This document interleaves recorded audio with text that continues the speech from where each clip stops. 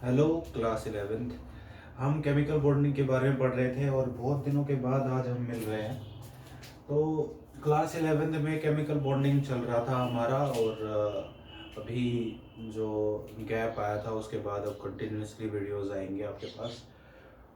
तो chemical bonding में हमने अब तक resonating structures, Lewis dot structure, उसकी octet rule and octet rule में क्या खामियां थी, लिमिटेशंस थी, ये सब हम पढ़ चुके थे। इससे पहले हमने एक एटॉमिक स्ट्रक्चर नाम का चैप्टर भी कंप्लीट कर लिया था। तो अभी हम क्या करेंगे, अभी हम उसको कंटिन्यू करेंगे और आज एक इम्पॉर्टेंट टॉपिक के बारे में डिस्कशन करेंगे, that is dipole movement. Dipole movement क्या होता है?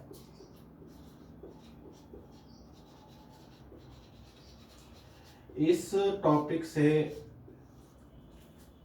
बहुत सारे क्वेश्चंस पुटअप किए जाते हैं। एक क्वेश्चन तो आपका कॉमन होता ही है केमिकल बॉन्डिंग में, अगर कोई क्वेश्चन शॉर्ट आना चाहता है, 1-2 नंबर का आना चाहता है, तो इस टॉपिक से आता है, डायपोल मूवमेंट से। और आपके जो नीट एग्ज़ाम है या फिर आपका जेई मेंस है या एडवांस है, उसके अंदर भी डायपोल मूवमेंट के बहुत सारे क्वेश्चंस आते हैं केमिस्ट्री पार्ट के अंदर। तो ये टॉपिक बहुत इम्पोर्टेंट है एंड ये जितना भी मैं अभी टॉपिक कराता हूँ उसके बाद आगे से जैसे नेक्स्ट वीडियोस आएंगी उसके अंदर मैं कोशिश करूँगा कि जेई मेंस या फिर एडवांस या नीट जो भी कॉम्पिटिटिव एग्जाम में इस टॉपिक से रिलेटेड क्वेश्चंस हैं उनको भी मैं साथ के साथ कवर करूँ। ठीक है, तो आप उससे भी अंदाज़ा लगाएंगे कि आपका जो टॉपिक है वो कितना स्ट्रॉन्ग हो रहा है और आप उसको कवर कर सकते हैं। ठीक है, तो डायपोल मोमेंट क्या होता है पहले ये जानते हैं। सबसे पहली बात ये है कि डायपोल का मतलब होता है दो pole. Di means two and poles means poles. Poles तो पोल्स ही होंगे ना।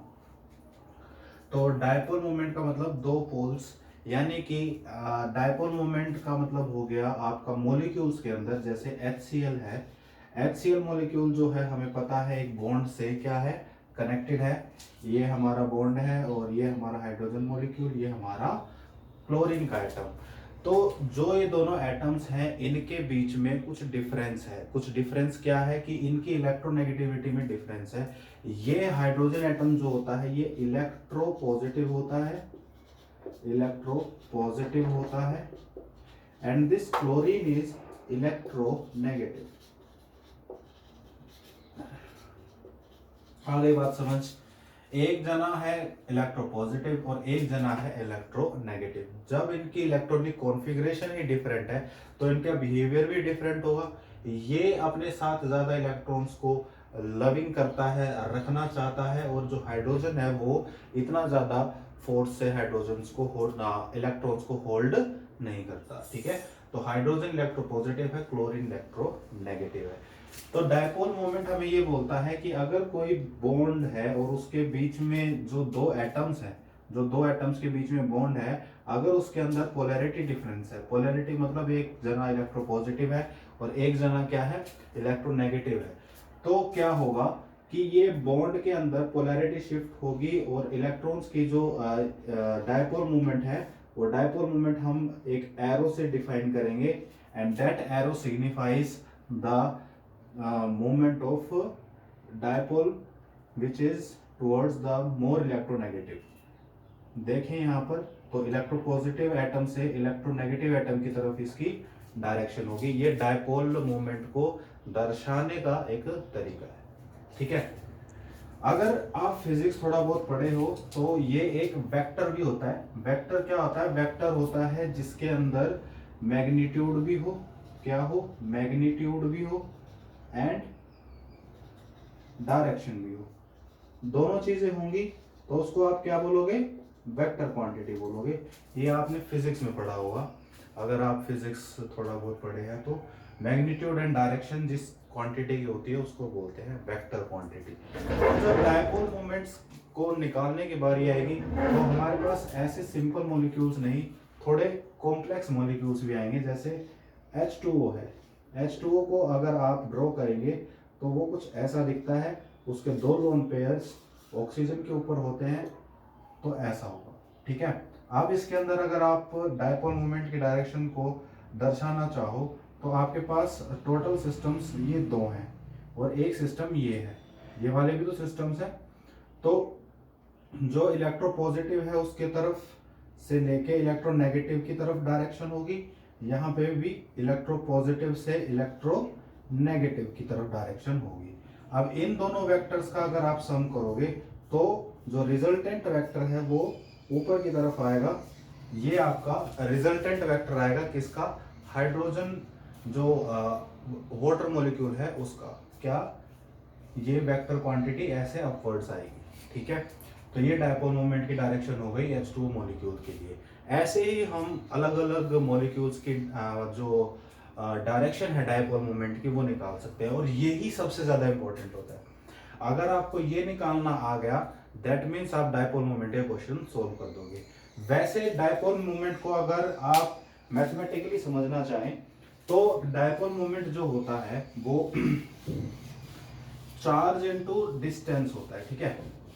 अगर उसकी मैग्नीट्यूड की बात की जाए, केवल और केवल मैग्नीट्यूड की बात की जाए, तो जो डायपोल मोमेंट होता है, डायपोल मोमेंट होता है वो होता है आपका चार्ज को अगर मल्टीप्लाई कर दो, किससे, चार्ज को मल्टीप्लाई कर दो, क्यू को मल्टीप्लाई कर दो distance between the two atoms या न्यूक्लियस के बीच में जो दो डिस्टेंस बच गया वो, उसको और चार्ज को मल्टीप्लाई कर दोगे तो डायपोल मोमेंट आ जाएगा आपका मैथमेटिकल टर्म्स में ऐसे डिफाइन होता है डायपोल मोमेंट। अब कुछ आपके मॉलिक्यूल्स हैं उनके अंदर आपको नेट डायपोल मोमेंट की डायरेक्शन बतानी है। जैसे CO2 मॉलिक्यूल अगर आ गया ना, मान लो CO2 मॉलिक्यूल आ गया और इसमें आपसे पूछा, मैं एक क्वेश्चन देता हूं उससे आपको ज्यादा क्लियर होगा कैसे टाइप के क्वेश्चंस आप एक्सपेक्ट कर सकते हो। जैसे कि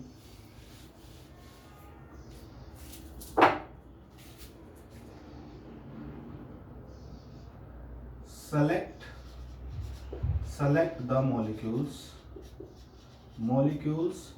with zero dipole moment, ठीक है। तो आपके मॉलिक्यूल्स दिए होंगे जैसे H2, HCl, CO2, अमोनिया, ऐसे मॉलिक्यूल्स दे दिए आपको, 4-5 मॉलिक्यूल्स। ये आपको क्या दे दिए, मॉलिक्यूल्स दे दिए।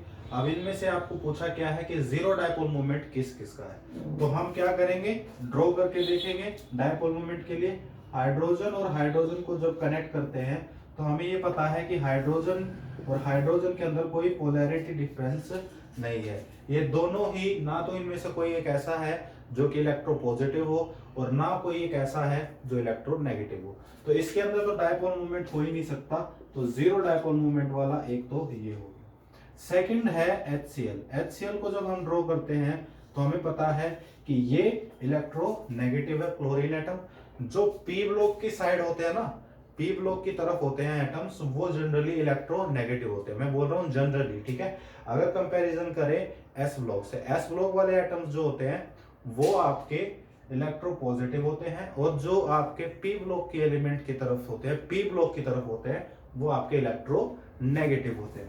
तो हाइड्रोजन और क्लोरीन की अगर बात करें तो आपको ये पता है कि हाइड्रोजन जो है वो इलेक्ट्रो पॉजिटिव है और क्लोरीन जो है वो इलेक्ट्रो नेगेटिव है। तो नेट डायपोल मोमेंट की डायरेक्शन आपकी ये आ गई। दैट मींस ये जीरो डायपोल मोमेंट का केस नहीं है। अगर कोई बच्चा अगर दिमाग में ये सोच ले कि अगर हेटेरो एटम्स की बात होगी, होमो एटम्स होंगे, तो आपको पता ही है कि उसके अंदर पोलैरिटी डिफरेंस नहीं है तो डायपोल मोमेंट होगा ही नहीं। अगर कोई जनरलाइज कर दे इस स्टेटमेंट को कि हेटेरो एटम्स अगर हेटेरो एटम्स होंगे और वो सारे ही डायपोल मोमेंट को अकर करते होंगे या उनके ऊपर डायपोल मोमेंट होगा ही होगा, तो ये गलत है स्टेटमेंट।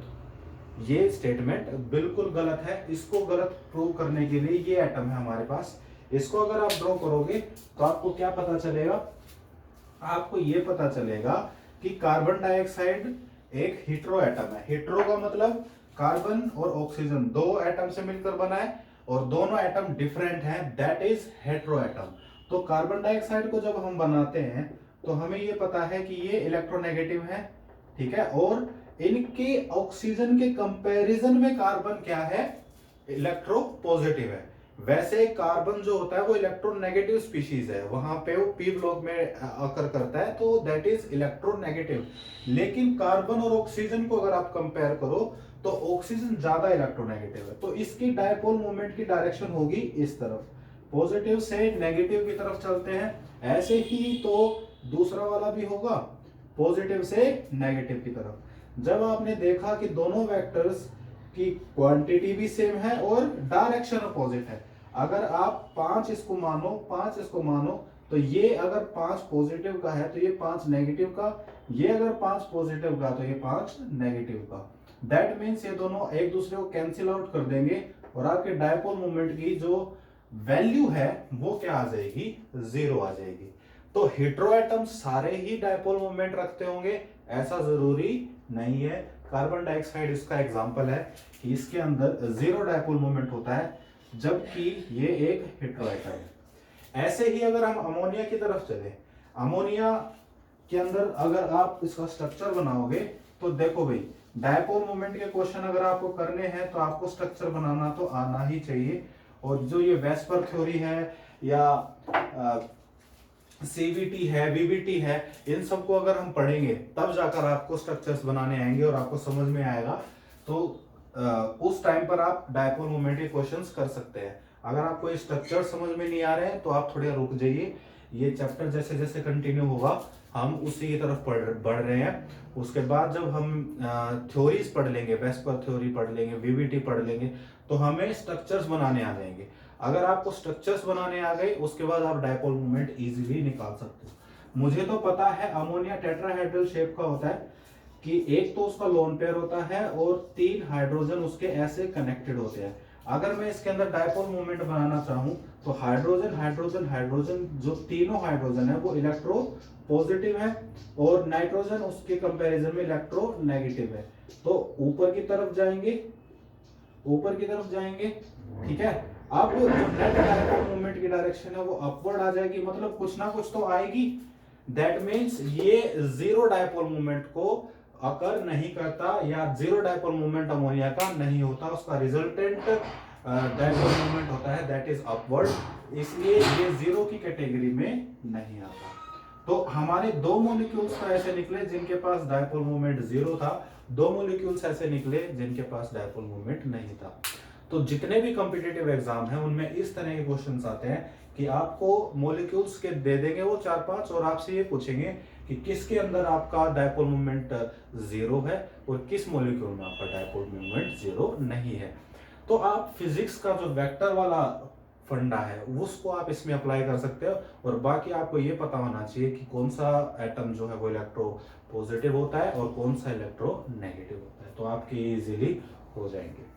आगे बढ़ते हैं, आगे क्या बढ़ते हैं, अब हम जब चर्चा कर रहे हैं तो हमें कुछ पॉइंट्स ऐसे भी हैं जिनसे हमें पता चलेगा कि जो हमारा बॉन्ड होता है, जो हम कोवलेंट बॉन्ड बोल रहे थे, किसी को आयनिक बॉन्ड बोल रहे थे, वो सब डिपेंड करता है कि आपका कटायन और अनायन का बिहेवियर कैसा है। अगर आपका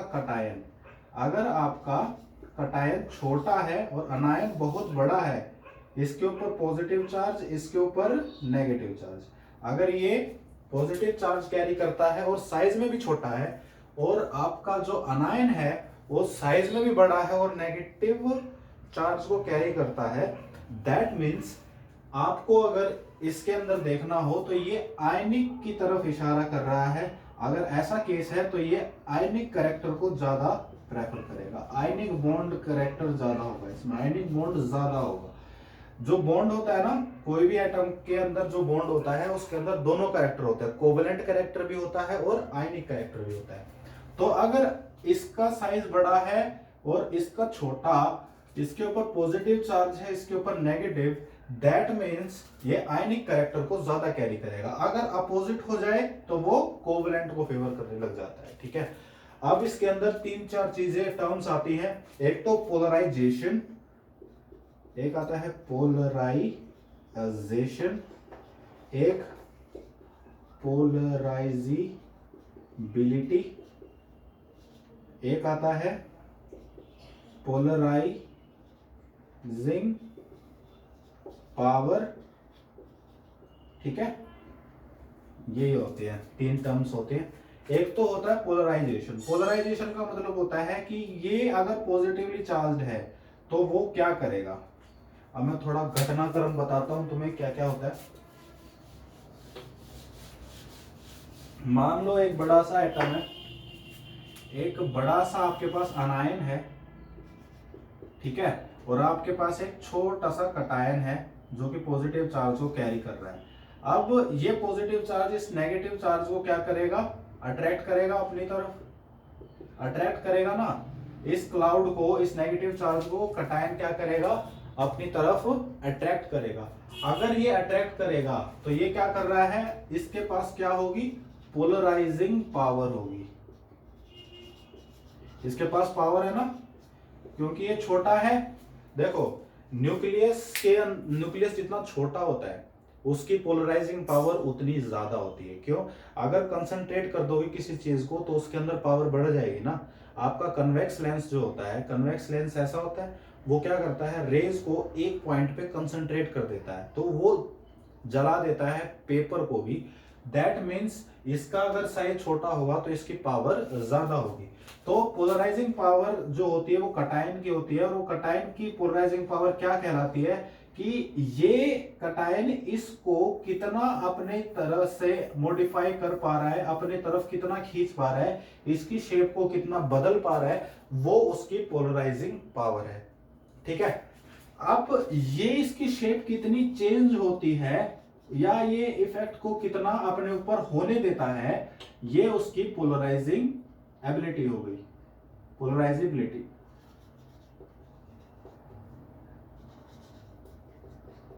पोलराइजिबिलिटी, ठीक है, मतलब ये पोलराइज होगा और ये करेगा, ये करेगा तो इसकी पावर है, और ये होगा तो इसकी एबिलिटी है, ठीक है। और ये पूरे प्रोसेस को, जब ये इसको पोलराइज कर रहा होता है, उस प्रोसेस को बोलते हैं पोलराइजेशन, ठीक है। तो कंफ्यूज नहीं होना है, ये तीन टर्म्स हैं, ये तीन टर्म्स आपको पता होनी चाहिए। क्या क्या बोला मैंने, एक तो जो कटायन है वो जितना छोटा होगा उतना अच्छा है, उसकी पोलराइजिंग पावर उतनी ज्यादा होगी, वो नेगेटिव क्लाउड को उतना ही अपनी तरफ खींच पाएगा। और जो आपका अनायन है उसका साइज बड़ा होना चाहिए, वो जितना बड़ा होगा, वो जितना बड़ा होगा वो उतने अच्छे से पोलराइज हो पाएगा। क्योंकि अगर बड़ा होगा तो इस न्यूक्लियस, इसके अंदर भी तो न्यूक्लियस है, इसके पास जो न्यूक्लियस है वो उसका होल्ड इस क्लाउड के ऊपर कम होगा तो जल्दी से मॉडिफाई हो जाएगा इसके according. That is called polarisability, वो उसकी एबिलिटी है पोलराइज होने की। और इस पूरे प्रोसेस को जब पोलराइज हो रहा है, कोई कर रहा है, कोई हो रहा है, इस पूरे प्रोसेस को बोलते हैं पोलराइजेशन, ठीक है। तो ये आपको मैंने समझा दिया। डायपोल मोमेंट आपको अच्छे से समझ में आ गया होगा। Thank you so much for watching this video. ये आपको करना है, एंड इसके बाद जो है वो थ्योरीज आएंगी, उन थ्योरीज को हम पढ़ेंगे और डिस्कस करेंगे कि जो स्ट्रक्चर होता है एटम का वो कैसे होता है, और मॉलिक्यूल जो है वो दिखते कैसे हैं 3D स्पेस के अंदर, ठीक है। तो ये सब आपको पढ़ना है। फजान्स रूल जो है ये भी इसी के अकॉर्डिंग होता है। फजान रूल दिया गया था, उसके अंदर आपको ये बताना, जो फजान रूल है वो हमें ये बताता है कि किसी बॉन्ड के अंदर आयनिक कैरेक्टर कितना है या कोवेलेंट कैरेक्टर कितना है, वो बाद की बात है। डायपोल मोमेंट आपको समझ में आना चाहिए, और इसके बाद जो थ्योरीज हैं उसमें आपको मॉलिक्यूल्स अच्छे से क्लियर हो जाएंगे। H2O को कैसे बनाना है, अमोनिया को कैसे बनाना है, या किसी भी मॉलिक्यूल को कैसे बनाना है, वो आपको क्लियर हो जाएगा, ठीक है। तो आप फॉलो करिए, पढ़िए अच्छे से। आपको कुछ समझ नहीं आता है तो आप बताइए मुझे, मैं आपको क्लियर करके दूंगा। Thank you so much for watching this video, and please subscribe the channel and like my video. Thank you.